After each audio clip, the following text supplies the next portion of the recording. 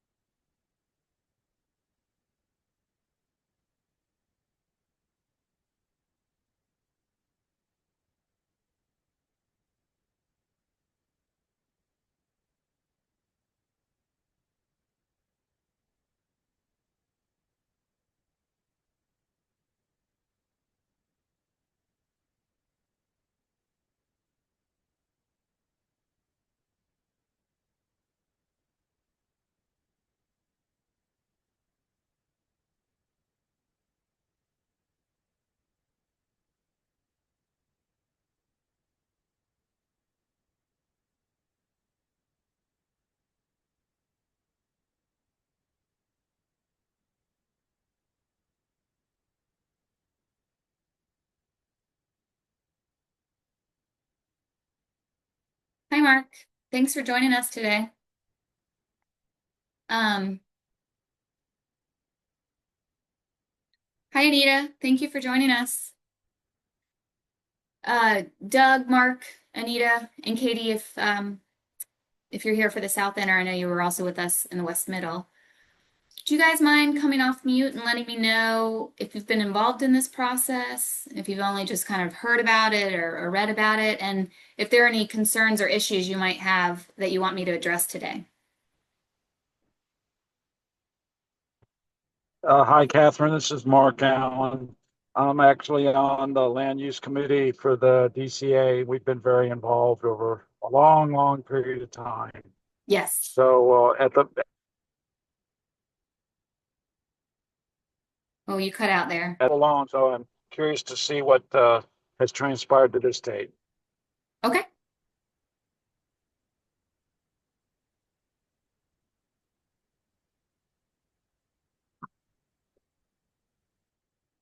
Hi, Nadia. How are you? Hi, I'm good. Just was looking You cut out as well.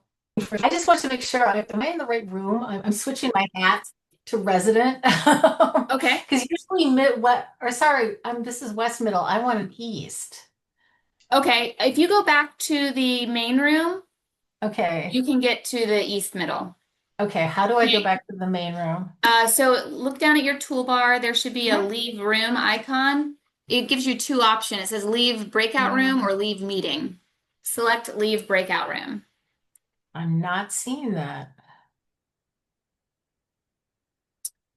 I can Um, see. I can ask our team to pull you back and see if there's Sorry. no Or maybe worries. it would if I just leave this room and Yeah, then yeah, just leave this room. You okay, should and go then back I to the can main go. one. That's great. Okay, Okay, thanks. sure. Sorry. Hey Sylvia, hey Rosalind. No. Um, Hey everyone. Hi, Catherine. This is Anita. Catherine. Hi, thanks for Oh, joining us. Sylvia on. Okay, never mind. What? Hey Ellen. Um, I believe Doug is relatively new, right, Doug? My question is, I think we have some very involved people, but if we also have new people, I want to start from the beginning. If most people have heard and been involved, I can just open it up for Q&A. Hey, So, Catherine, Catherine. Doug was a part of our Yeah, cherry tour. Okay. yeah. So, based on my date of birth, no, I'm not new, um, but I'm definitely getting up to speed. But no, I don't think you need to slow down for me. I've Okay. just recently been learning about this and trying to provide some help. Really excited about seeing Cherry continue to flourish and about the things that that the Cherry Group is doing. And I have general interest in this section of Charlotte. So really, I'm just here to see what comes up. Okay. Well, how about this? I will move kind of quickly through the slides and kind of assume that you guys have a working understanding of the comprehensive plan and general area plan process, and just highlight some of the main takeaways of the document and then try to get to discussion quicker. Does that work? Okay, so silence as agreement. We'll move through the deck. As you all know, our city is growing, and so that's really the genesis and the reason for both the comprehensive plan and the area plans. It's important to understand the structure or the framework of the comprehensive plan and this current level of work, community area plans. Our comprehensive plan, which was kicked off in 2018 and adopted in 2021, establishes our vision, which is to ensure future growth benefits as many people as possible. It also gives us a tool for measuring current levels of equity. You know, if we want to be more equitable, we need to know where we're starting. And so that's called the Equitable Growth Framework, and it was available citywide in the comprehensive plan. It then gave us 10 goals that, if advanced, would ensure we become more equitable in the future. And the last most important thing the comprehensive plan does for us is it gave us a new tool called place types, which will help us advance our goals. And I'll talk more about that later. So after our comprehensive plan, we have to have several other layers of guidance to really realize our vision. So number 2 are strategic plans, which focus on one topic, but are still citywide. So for example, our strategic mobility plan. Level 3 is what we're going to talk about today. So we are no longer citywide. We zoom into a smaller geography, but talk about a number of issues related to development. And then after this level of planning is done, we'll move into level 4 called specific plans, which will just focus on one or two topics in a much smaller area. So it's important to kind of keep that framework in mind. And if you had to explain what these community area plans are or what they're trying to do to your neighbor, the quickest way to say it is that these area plans are really aimed at creating complete communities across Charlotte. And what we mean by a complete community is a place where you have housing options, job opportunities, daily goods and services like grocery stores and daycares within a well-connected environment. So you can get around to these different essential needs either through walking, biking, transit, or car. And so in order to develop these plans, which are aimed at creating complete communities, we had a 5-phase process. I'm not going to go into the details about this process, but what I want to highlight here is that at every step of the way, we've had a range of engagement opportunities, both virtual and in person, to try to get people involved and have them share their perspective. We've also released outcomes or components of these plans as we've gone along, in hopes that nobody is surprised here at the end. So here's a summary of our engagement before the release of the draft plans. We interacted with over 400,000 people in person and online. 6,000 of those were just in person. So we hosted over 50 workshops, went to a lot of community meetings, went to different festivals and that sort of thing, and ultimately collected 1,700 comments that helped shape the draft plans. The plans were released Catherine, in I'm sorry to interrupt you. Your slides aren't showing. Oh, really? Oh, I'm so sorry. Yeah. Thank you so much, Kathy.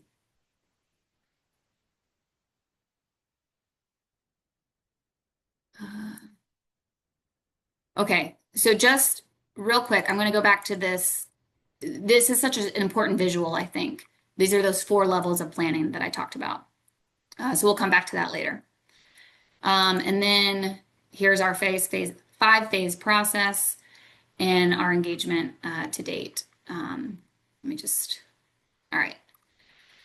So we have these 14 draft plans, which were released in April.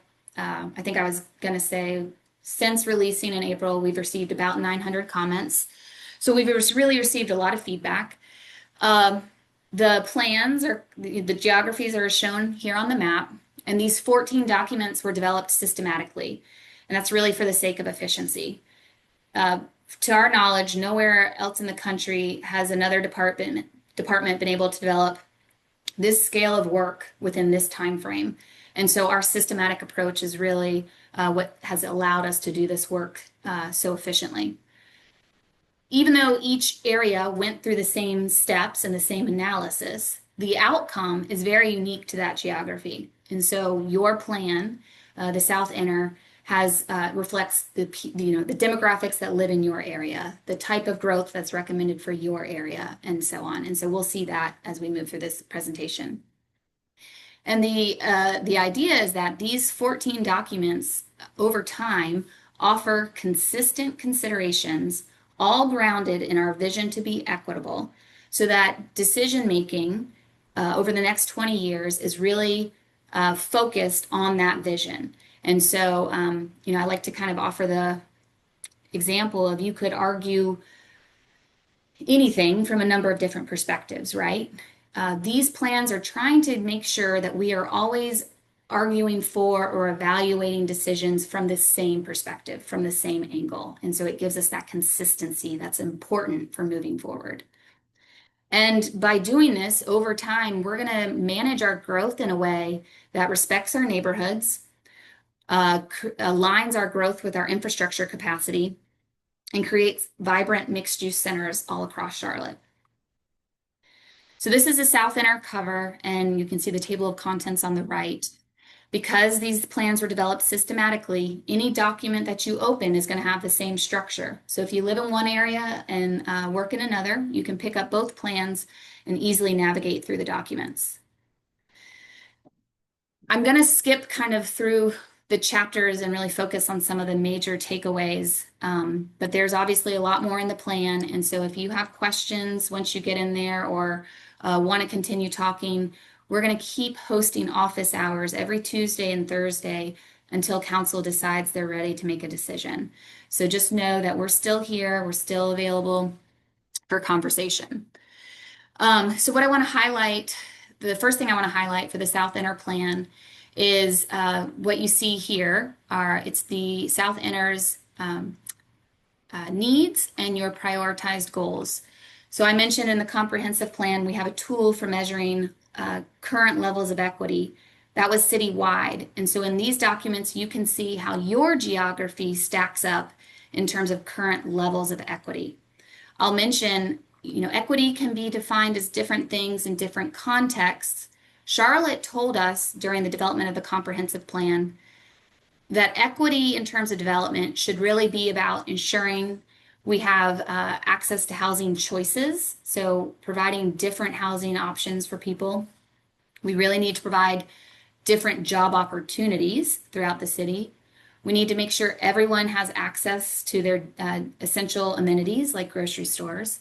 And we need to reduce environmental impacts. So that's how we define equity within the comprehensive plan. And this effort doesn't rehash that.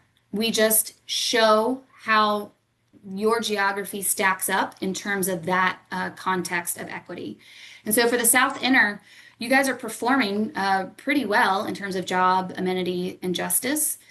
Access to housing is really the priority or the greatest need for this geography. And so creating more housing choices over time will help ensure this geography becomes more equitable.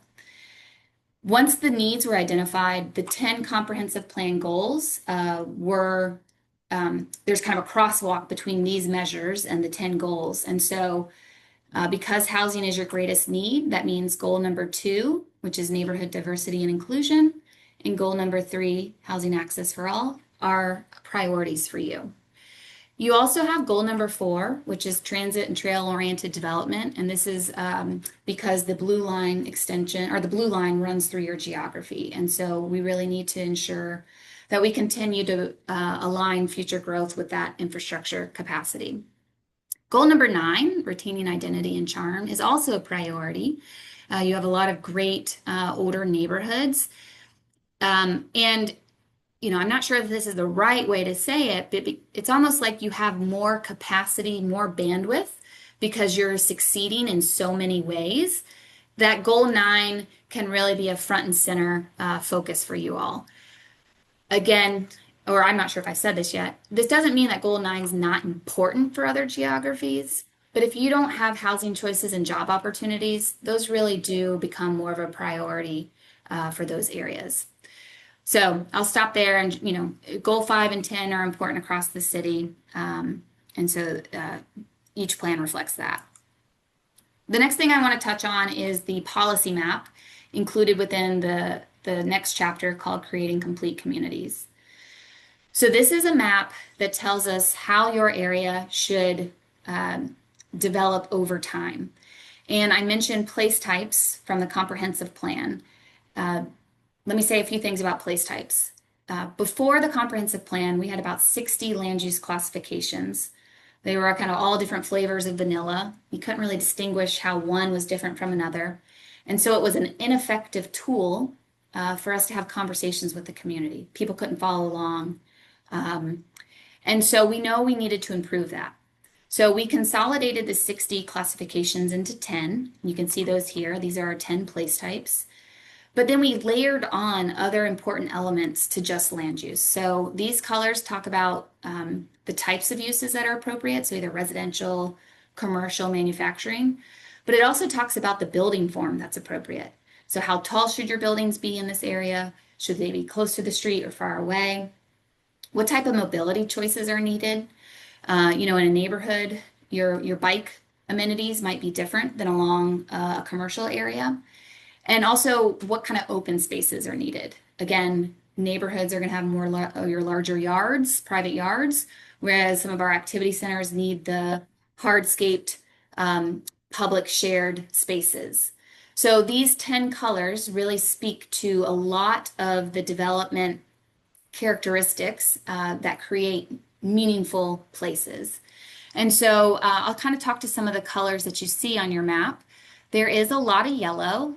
This is the neighborhood 1 place type, which is characterized by low density residential. So single family homes, accessory dwelling units, duplexes, that sort of thing. Civic uses like churches and schools are also permitted. And the yellow on this map in your area really reflects a lot of the development that's already there. So we are saying through this color that those neighborhoods are important and should continue to remain over the next 20 years. In contrast, or kind of on the opposite scale, you can see these 2 shades of blue and the pink. These are activity centers. The neighborhood center is the least intense, so about 3 to 4 stories, a range of services. Your community activity center is the next level. You're going to see higher buildings, maybe 6 to 7. You really want there's going to be a greater mix of uses allowed here. And then your regional is your most intense center, where buildings are easily surpassing 8 stories, and you pretty much all the uses are allowed. So the idea is that a lot of these blue areas may currently be more of a auto-dependent, car-dependent, retail-focused type of place. And over time, we want to see those car-dependent areas become more walkable. So the building form is going to change, the mobility choices are going to evolve, and the land uses are going to diversify from being more just retail-oriented to including more office and entertainment type of services. So within the South Inner geography, kind of in summary, the neighborhoods are supposed to remain, and the growth that's coming should really be focused along those bigger corridors where we can put the growth next to our infrastructure capacity and create these mixed-use centers, which are accessible both to the neighborhoods in your area, but also neighborhoods in other areas. So the next, I'll skip this.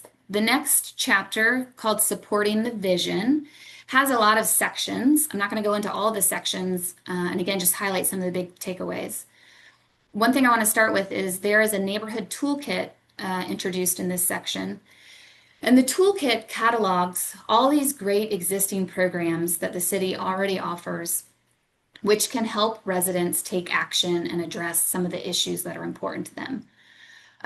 While the programs are great, we recognize that it's hard to sometimes find them or to know what's available. And so we thought it was really important to catalog everything and then organize it in the context of what's important to us, right? What are we trying to accomplish? We're trying to increase access, decrease impacts. And so we've cataloged the programs in the chapters shown.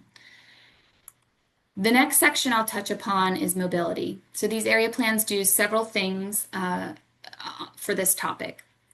The first thing is you see a map on the upper right-hand corner of the page.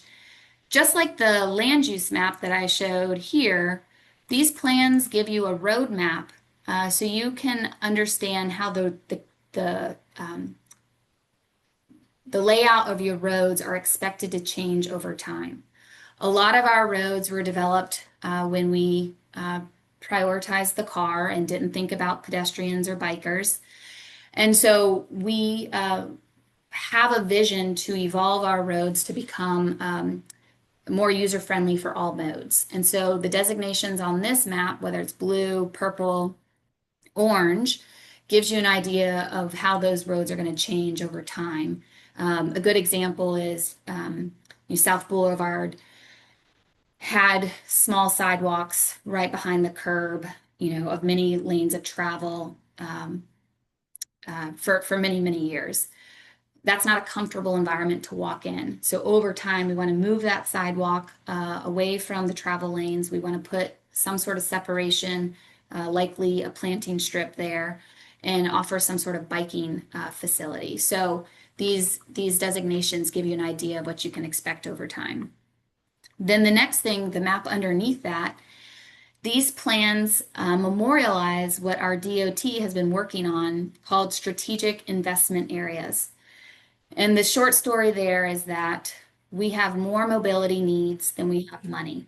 And so the Department of Transportation has been working to prioritize those dollars in a way that gives us the biggest return on our investment. And so you can see here in the South Inner, this is your teal geography, there are several gold circles where DOT is going to be prioritizing their dollars to really create kind of transformative mobility changes. And so what projects are included in the area and where what geography those areas cover are included in the plans. If you're not in one of those gold circles, you might wonder, how are you going to serve me? The plans also talk about mobility programs like the sidewalk program, the bike program, that have separate dollars, which will continue to serve those areas outside of the gold rings. And then the third thing that the mobility section does is it provides this mobility assessment. So you can see here, it's kind of a two-part assessment. You have a map where the mixed-use areas are highlighted. And then for each mixed-use area, there's an evaluation of how it's meeting our aspirations, our mobility aspirations, as defined by that place type tool. So for example, does this geography have an adequate pedestrian network or enough street crossings or sufficient transit access? And so the expectation is that this assessment is going to be used by a number of users to influence future development. So it should be used by the development community, it should be used by staff, city council, and the community. And so we're all using the same data to evaluate proposals. And the expectation is that proposals advance the needs. They don't bring you something that you already have. They bring you something that enhances your condition or your situation. So we have a similar assessment for open space and community character. I won't dig into those, but just know that because our place types talk about land use, building form, mobility, and open space, we've provided this assessment in all three categories.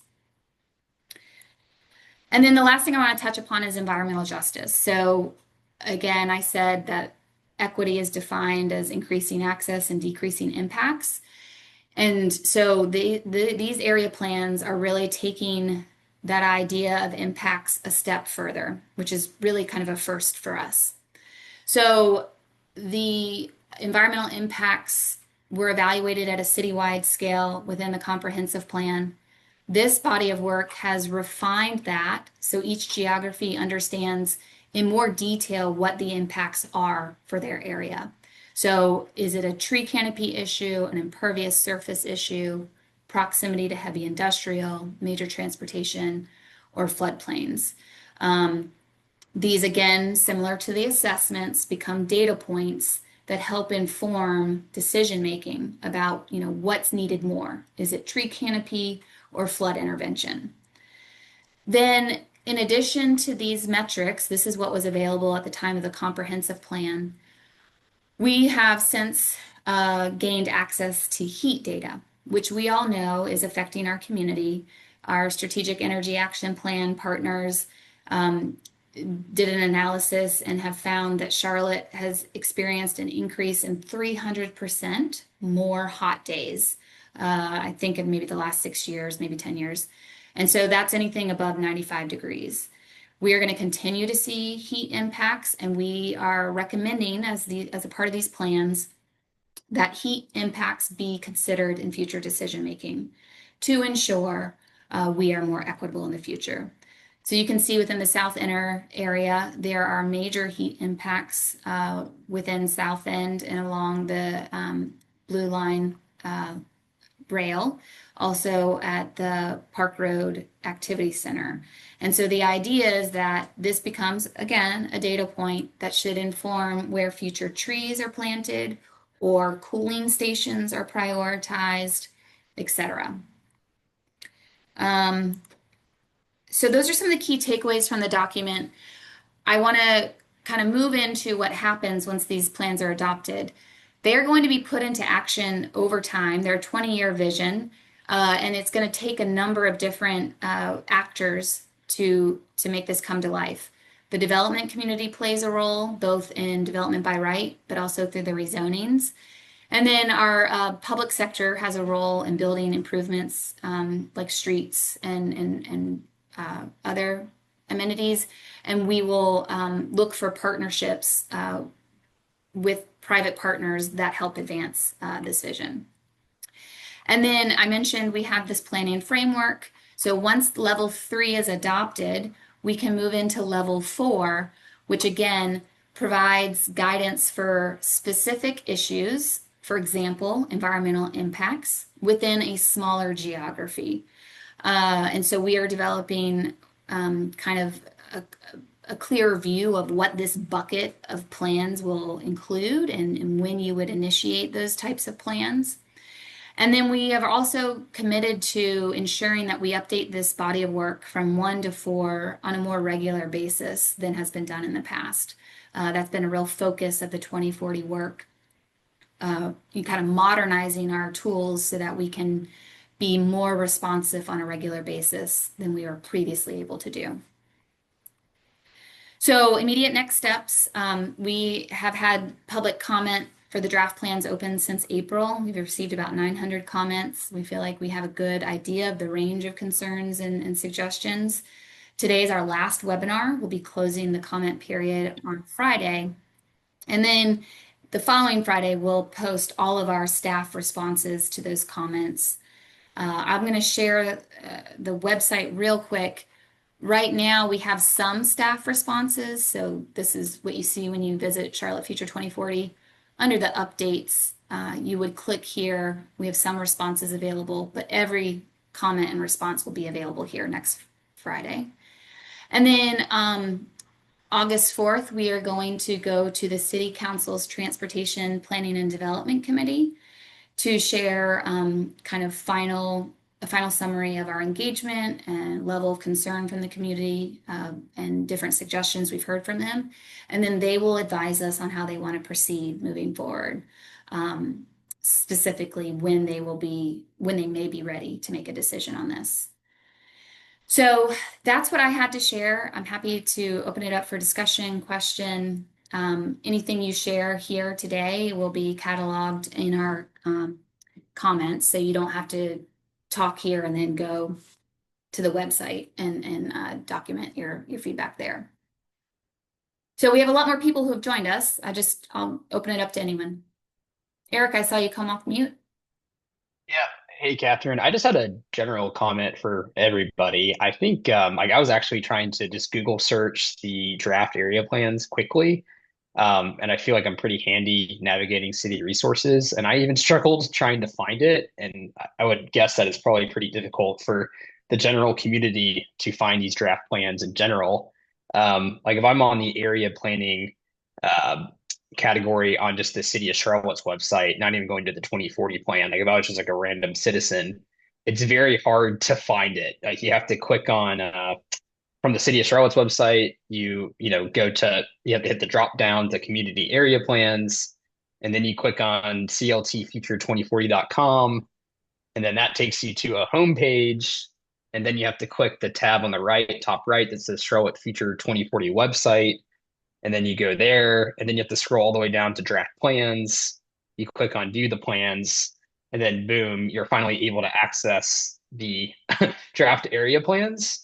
So I just wonder, just for the sake of the community and visibility, I wonder if you all wouldn't mind just putting a big hyperlink on the actual city of Charlotte, area planning website that just takes folks directly to those draft plans. So it's just maybe easier for the community to see those plans. It just took me a while to find them. And I feel like I said, I'm pretty handy finding city resources. So I can't imagine how hard it is for the general public to access them.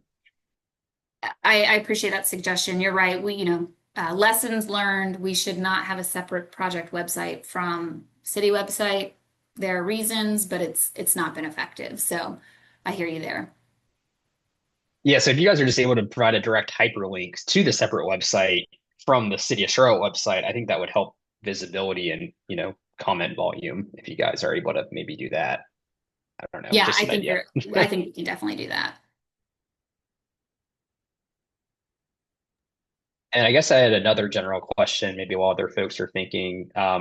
Is there a workshop to kind of review these kind of implementation maps at any point? So this would be the mechanism. We've been hosting workshops like this where we look at these maps, these outcomes. We've also been hosting office hours every Tuesday and Thursday since April.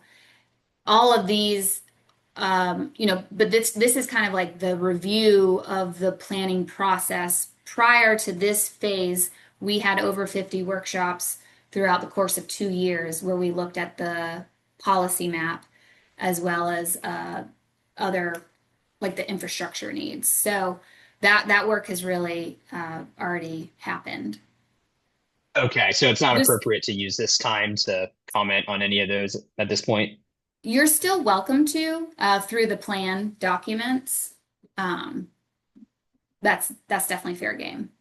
And if you would like to schedule some time, like if you have a specific question about the map, we can do that Thursday during the office hours together. Got it. Perfect. Okay. All right. That's helpful to know. Thank you so Okay, much. thanks.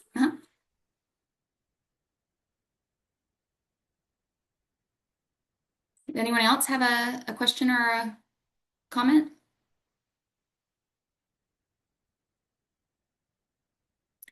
There.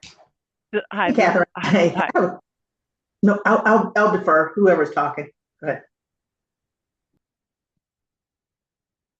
I didn't see who that was. Who came off mute at the same time as Sylvia? Go ahead, Sylvia. Hey, Faith, I'll defer, go ahead. I talk a lot, go ahead. Oh, no worries. This is actually probably outside of this, but I'm always putting in observations on long term with the city of Charlotte, and probably the county and the state undergrounding. When you look at the power lines up and down South Tryon, South Boulevard, particularly in this area. So nothing that I'm sure the community area plan can do, but long-term looking at undergrounding of all of the power lines on major thoroughfares throughout Charlotte. And if you look at communities like Lahaina in Hawaii, what happened in Los Angeles, power lines are a major impact on our safety and hazard as it relates to fires, particularly with the climate issue. So just an FYI. Thank you.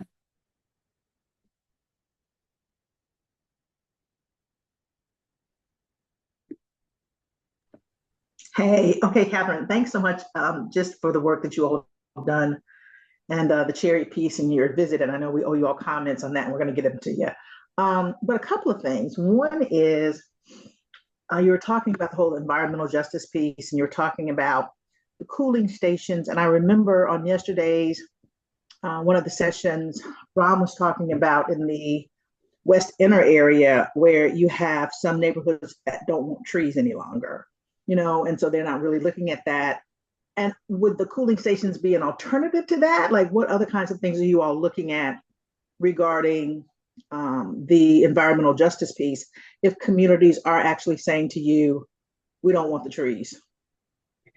That's a great question. I don't think we've gotten to that level of exploration yet. You know, trees are kind of such a obvious solution from multiple angles, but I understand maintenance is a really big concern.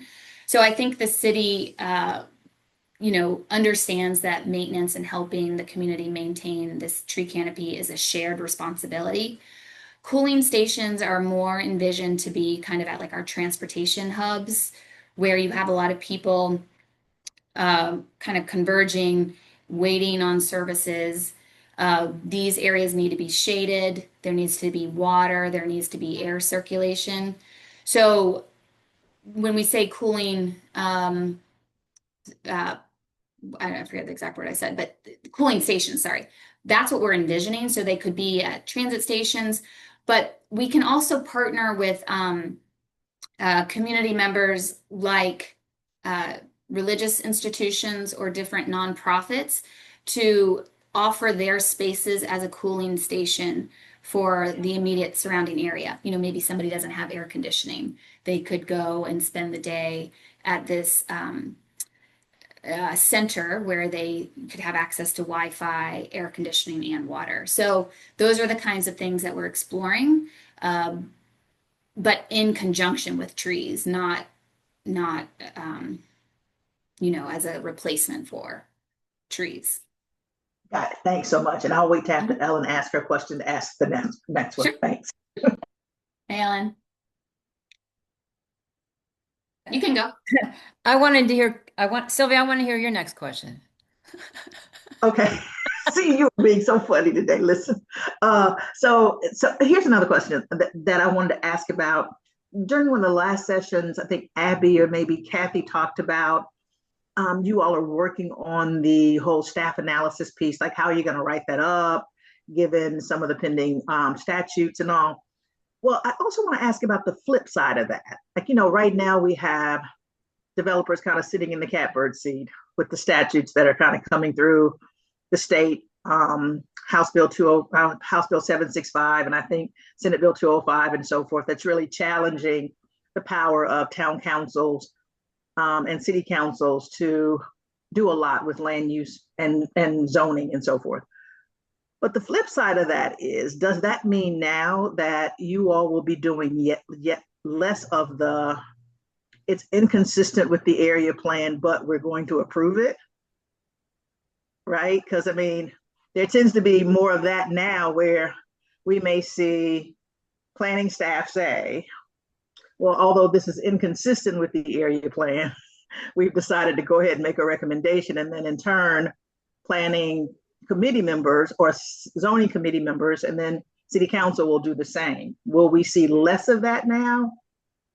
My hope is that we see less of that, yes. I don't think it's necessarily related to the state legislation. So, you know, it's not really my job to watch this. You know, I'm aware and I stay informed, but they are people who are more skilled and more of an expert than I on state legislation. And so they are monitoring it and really analyzing and studying how it impacts city work. The message I've received to date is that that state legislation will not affect these area plans as drafted. It may impact regulations, but not the policy guidance. And so these area plans still being viable, still not being impacted, should be reflected in the staff analysis as drafted. And so, so the state legislation hopefully, doesn't deter that or mean that it's not still applicable. And the expectation is that we now have the level of detail that can be expected for these rezoning decisions. And so, there really should be less inconsistent but support. We really do expect to see staff support aligned with policy recommendations. We've been working with the rezoning team as we've developed these plans and said, does this align with what you're seeing? Do you need something different? What are we missing? So they're very aware of what the intent of these plans are and how we're hoping that these policies shape their decision making. It will not be a surprise to them. Great, that's great to hear. So just a quick follow-up to that. So does that mean you all will be doing a checklist still? Like in the past, it's been, here's how it's consistent and so forth. And if so, how is that going to change? Yeah, so the checklist was the level of information we had at the time. It's no longer the most helpful level of guidance. It's these area plans. So the staff analysis is going to be reformatted to where you still have your consistency statement, and then it will say, sometimes it's always consistent, sometimes it's completely inconsistent, sometimes it might be a combination of both. So you start with that, and then you're going to have a table that talks about how it's consistent or how it's inconsistent with the place type elements. So land use, building form, mobility, open space. Then it'll reference other parts of the area plans. For example, what are the community's greatest needs? What are those prioritized goals? So within your plan, access to housing, that's going to be highlighted or elevated as like the priority. And then those assessment tables that I mentioned will also be referenced where applicable, right? Like, so in areas that are recommended for mixed use. At the end, they will also acknowledge if other comprehensive plan goals are advanced, but we will be leading with the prioritized goals. Great, thanks so much. Mm-hmm. Take it away, Ella. Thank you, Sylvia. And I want to say thank you to long range planning for the work that's gone into this because it is a lot. And I know you went from 10 years down to 2, which is crazy. And sometimes we, at least over here in my neighborhood, we whine a lot. But I did want to say thank you. And we see you and we acknowledge all the stuff you've done. Appreciate it. Having said that, I'm going to annoy you with a question I've asked you before. And it goes back to you said earlier in the presentation, developers will play a role in implementing the plans for by right projects.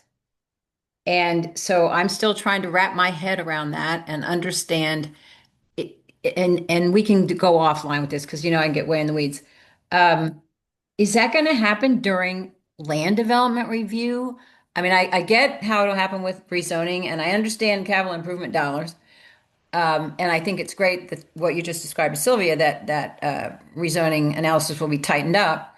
But I just don't understand how a large portion of what we're seeing in this neighborhood will be able to implement some of these goals. You're not seeing it because you're right, Ellen. These are future looking documents that really influence the future processes, right? So rezoning it's not on the ground, so we have an opportunity to influence. Capital investments are not prioritized and built yet, so we have a chance to influence. Development by right, we have limited influence because they already have their entitlements. And so, indirectly, long term, as we monitor what's happening, and if what's happening is advancing this work, whether by right or through rezonings, we're going to be looking at it all. We have the ability to tweak our regulations to better align with this guidance, but we all know that's a long-term play. So, so the development by right is less impacted by these area plans. The next kind of big project that may be in front of us, depending on state legislation, would be that alignment rezoning effort, where we could change the zoning on the ground to more directly impact development by right. But you're right, these plans do not have an immediate effect on development by right.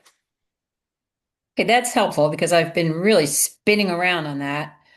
So thank you. And I want to just say one more thing, and that, I was looking at our beloved Dilworth Land Use and Streetscape Plan that we are always crying about losing, as well as the Midtown Moorhead Cherry Plan over the past week, just trying to see what was still remaining. And I was sad to discover that there are things on this, there are, goals in this plan that are still outstanding from those plans.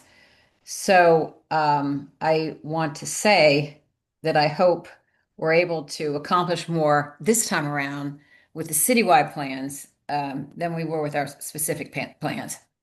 And that's all I have, Catherine. Thank you. Thanks, Ellen. I have the same hope.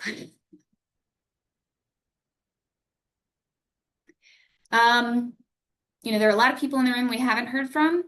I'd love to make sure everyone feels comfortable and free to share their voice. You don't need to raise your hand. You can just come off mute. If you don't have anything to say or you found this helpful, I'd also love to hear that. Just kind of want to make sure everyone has a chance to speak.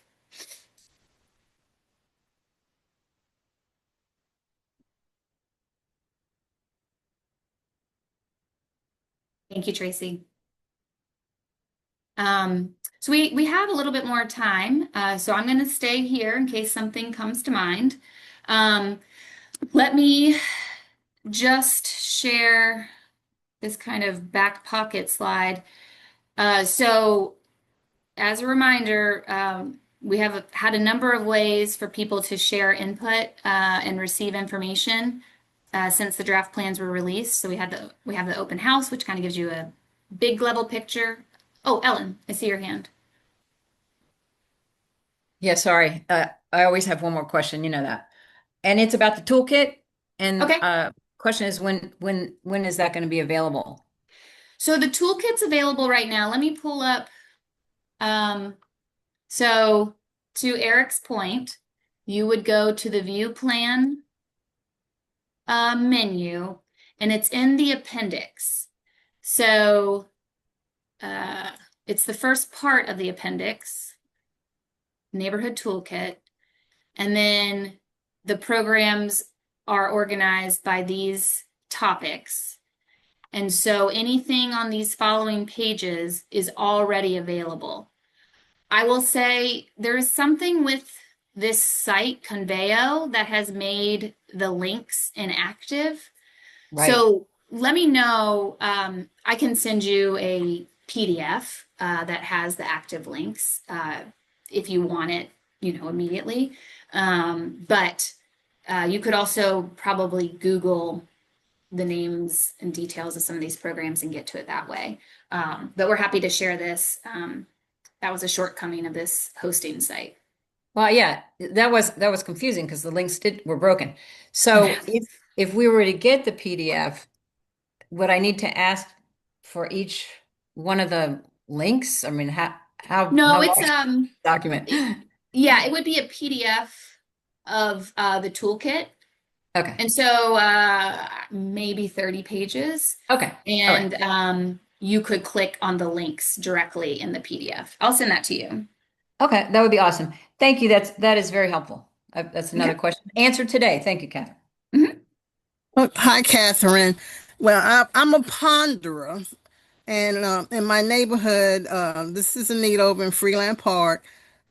We understand the growth and the progress of Charlotte and other areas around the country, but always tell my neighbors that I don't think that all of these ideas was thought all the way through. Um, no, you have the big idea, but then you don't really address the side effects. And that's what happens to a lot of the old neighborhoods. All the growth seems to just emphasize on growth, new development, new areas coming, and more multifamily housing. Yeah, we were an old neighborhood. We still an old neighborhood because that was how it was before everybody was born in 50s or uh, whenever these neighborhoods was established. But then when the growth occurs, which is going to happen, it's not thought all the way through as to how it affects the existing families or the existing homeowners there. Because with growth, I'm I was born in New York, so I knew a big city compared to a small city. New York has a lot of problems. Everybody is so happy that, oh, Charlotte has 100 people coming every minute. Well, that's exaggeration.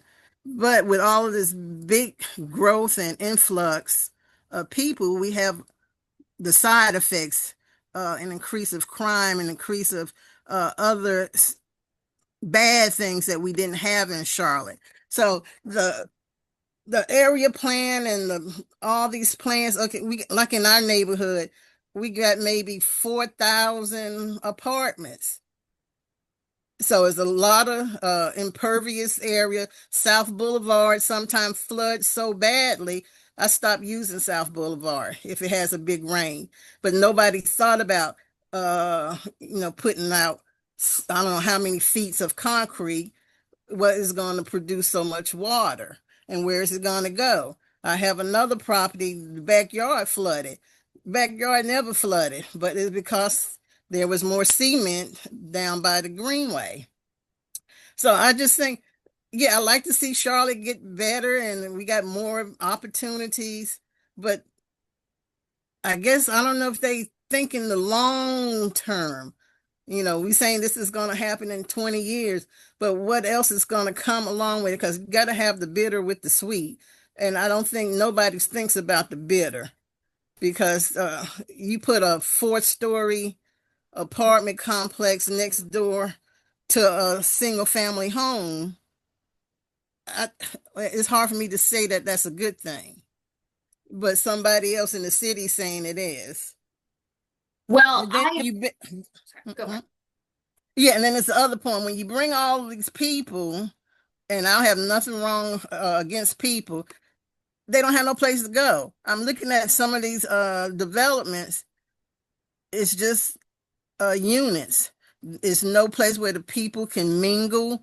And on one hand, I might not want a place for them to mingle because that's going to be too many of them sitting in one place, and then some kind of issue jump off. But there's no place for them to go, and they go to. I don't know. I don't know if it was thought out 100% or was it just thought out 75%, and then that other 25% you got to wing it on your own. Well, what I would have to say is not a solution to what you're describing. What you have described is kind of a reality of trade-offs and just the complexity of growth. So you are right on a lot of those points. People are thinking about it. I mean, that's a lot of what me as a land use planner and our transportation planners and our capital improvement planners, we are thinking about those things. To your point, though, growth has happened very quickly in Charlotte. And we've not been as coordinated or forward thinking as we could have been sooner, right? So we have learned some tough lessons learned over the past 20 years of growth. So that has eroded trust in the public about our capabilities. I recognize that, and it's going to take a long time to regain that trust. The comprehensive plan and this subsequent body of work, these area plans, is trying to learn from those past mistakes and make sure that we find a happy balance of the trade-offs. For example, we can't tell people they're not allowed to come. We have to receive growth. And if we don't receive it in a smart way, it's going to really impact all of us negatively. So we're trying to be realistic about what's coming and channel it in a way that respects neighborhoods like yours and puts it in a place that's appropriate. So there are going to be a lot of apartments along our light rail line because that's where we can serve the most people. But to your point about densification, the trade-off is now less trees and more impervious surface. So that we have not had a coordinated front in terms of that, trees and impervious surface. We are making improvements on that through this body of work. So you're right. We have learned important lessons. We continue to improve, and the hope is that some of what you described gets better over the next 20 years. But I recognize as a resident, it's kind of hard to just accept that at face value, right? Like, I get why people are frustrated or may not trust us. So that's a very fair feeling, and I would feel the same way.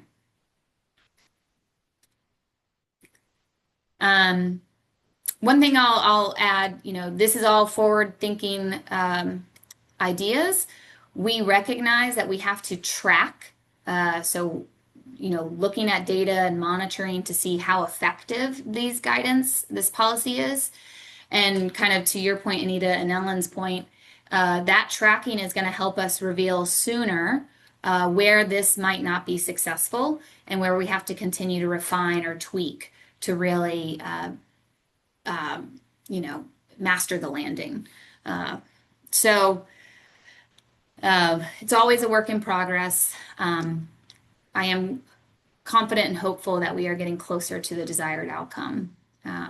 But with that, let me just go back one more time to remind you all that we're closing comments this Friday. If you have someone that doesn't want to use the website and has some feedback, they're welcome to join us this Thursday from 3 to 5. Again, on our website, Charlotte Future 2040, they would go to this button here, sign up, and I can help them get their final comments in.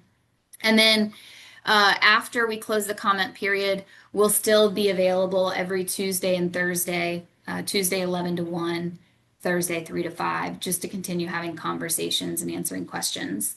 And even once council does make a decision, we have committed to a roadshow, basically after adoption, where we visit a certain number of neighborhoods every month to continue to share, help people understand that this tool is out there and that help demonstrate how they can use it to their benefit and help their community. So those kind of things are ahead of us. So with that, Catherine, I have a quick question. Sure. So will you be capturing all of the new comments, and the existing comments have already been cataloged? Is that right? Or will you be showing all of the comments since the inception of the comment period? Yeah, so we will be showing, let me just show you that again. Click here. This is a table of the comments received as of May 19th.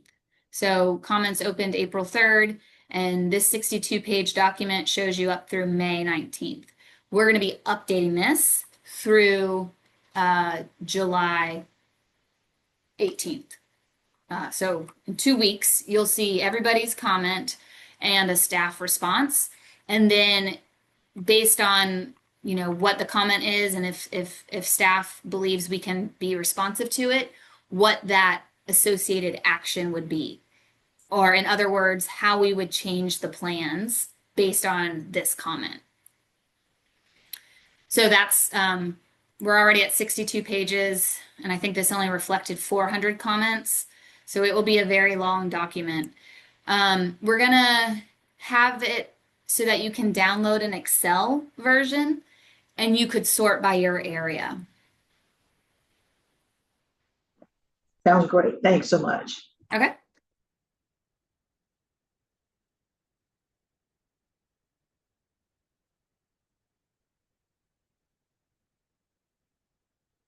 I want to thank you all for coming today. Really appreciate your time. And those of you who are returned visitors, appreciate your continued support and interest. So everyone have a good day. I'll stay on for the last few minutes if there's any final questions. Thanks, Catherine. Thanks, Ellen. Have a great day. You too. Thanks, Catherine, and we appreciate you all. Thanks so much. Thanks, We'll be in Sylvia. touch. All Thank right, you. sounds good. Bye.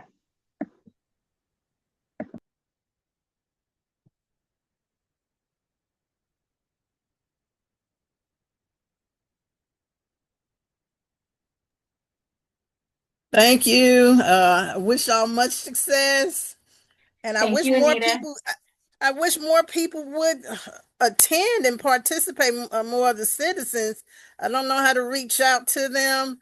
And I've said it before, have these meetings at the churches, at the daycares, wherever the people are, you have to go to where they are, because a lot of people don't have access. And that's another story about digital equality.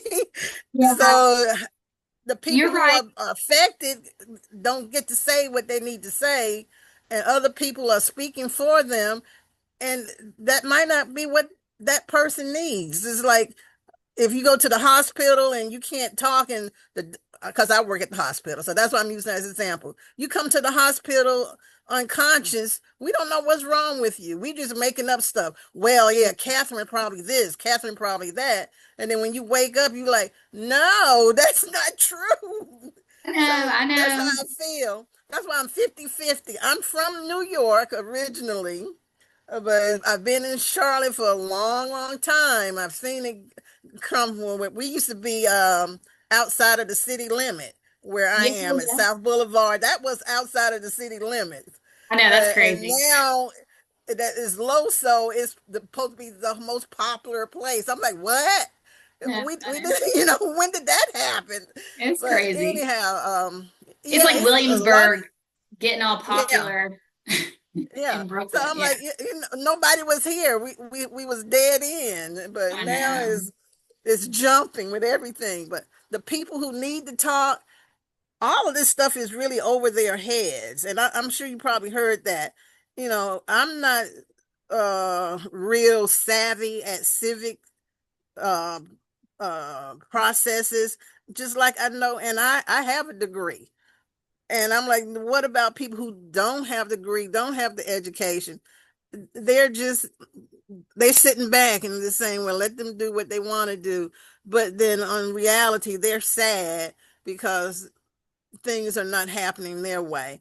And I don't know how we can ever fix that, but I'm happy that you all are listening to the negatives and trying to adjust. But what has happened, and I said it before with somebody else, what has happened already is not going to be able to be undone. Okay, you build 400 multi-units beside a single family neighborhood, you're not going to be able to take them down. But Right. hopefully when you approve that plan, you consider the residents who've been there with their dreams, because I've heard people say, oh, this is my dream. The developer says that's my dream project. Well, that was those people home dream for their family dream, but it didn't matter to you because your dream has precedence over my dream, and it shouldn't be like that. But I don't know how we can fix that. But you saying that y'all are aware, And that's and good. let me add to that awareness. You're right. We try our best to get to as many people as possible. There's only so much you can do with a team of 12 in two Right. years. But Right. you're right, that is important and that is something we think about. Furthermore, it is our ethical responsibility as a planning professional to think about the people who are not there, to think about the people who can't speak for themselves, to think about the people who don't understand how these systems work. That's not always been the case. A lot of times, some of these decisions have been made, like our profession is pretty young, and urban renewal in the 60s, the people making those decisions were not obligated to think about those who weren't there or those who weren't speaking up.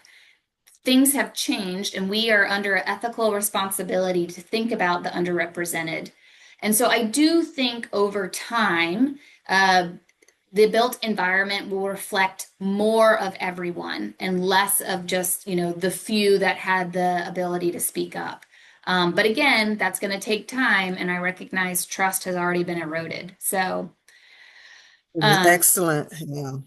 yeah. That's great, Catherine. I'm going to Okay. be watching you. I was going to say, Anita, hold on to my, let me give you my email address if you have things that you need help with. Yeah. Uh, if you want us to come out and talk to your community about this work and how they can get involved, or if they have questions about what they're seeing, we're happy to do that. Okay. Okay. Yeah. But that's great. Again, I know it's a huge endeavor. And they say heavy is the head that wears the crown. So I'm glad it's not me. Yeah, I wish Take it was a care. real crown, I know. not a Take ball and care. chain. Well, I really appreciate you coming today, Anita, and your voice is super important and your perspective is very important. So thank you for being here and helping us spread the word. Appreciate it. Okay. Thank All you. right, take care. I'll be emailing you. Sounds good. All right. Okay. Bye-bye. Bye-bye.